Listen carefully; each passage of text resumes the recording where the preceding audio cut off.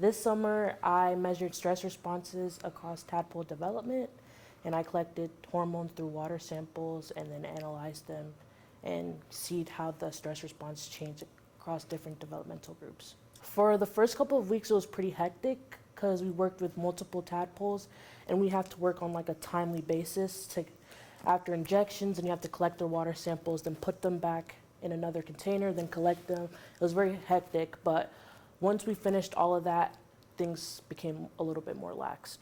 I was more nervous just because I wasn't familiar with like animal stuff, because I never really saw myself working with animals and I didn't know much about it, and I was just like scared I wouldn't be able to understand everything completely, and that was like my main thing, was just not understanding what I was doing.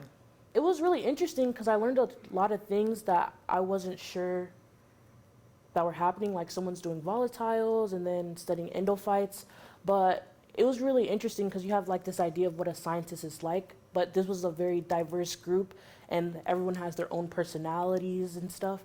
And it was like, it's nice to know people behind just from what they do.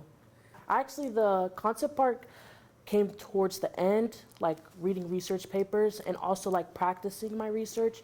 A group of us, we practiced our poster presentations for like multiple hours. Then they were asking questions, and then I was able to answer those questions. But if I didn't know, I would ask my mentor to get a clear understanding.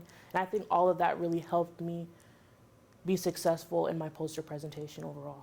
At first, I had to learn how to feed the frogs. I had to tap flies. I had to deal with flies crawling here, like it's crawling on my arms. It's just a lot. But then at the end, it was just like, it felt like a routine.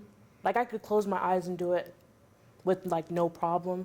It was just like, at first I was just so like frantic and scared, but then it's just another thing. Like I'm adjusted to it now. I think I gained more confidence in myself.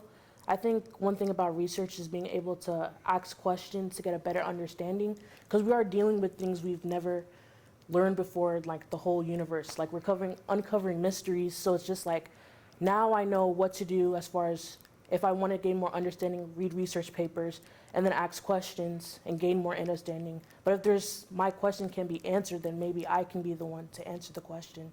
So I really think that asking questions really helped me want to move further with research. The friends that I've made during the program really helped me as a scientist, because I think like support is like the main thing, because doing science is very rigorous, lots of schooling, lots of studying, lots of hard times, but knowing that I can look to someone else who's doing the same thing as me for support really means a lot. I think with me, applying to things is just, the main part is not knowing if you'll be accepted or not. Like, why go through writing a personal statement, getting a resume, asking people for letters of recommendations? But I would just say, just go for it. Like, and even if you don't get accepted, like, it's fine. There's other things out there for you. Just don't be afraid to take rejection at all. Yeah. And as far as the application process, just ask like the resources at your school. Like, hey, someone go over my resume. Someone read over my personal statement. Find a professor that you trust to write you a letter of recommendation, and just don't be scared to ask for help at all. Because it would be like, it's like embarrassing kind of asking. You don't want to like nudge people or bother someone, but like people actually want to help you.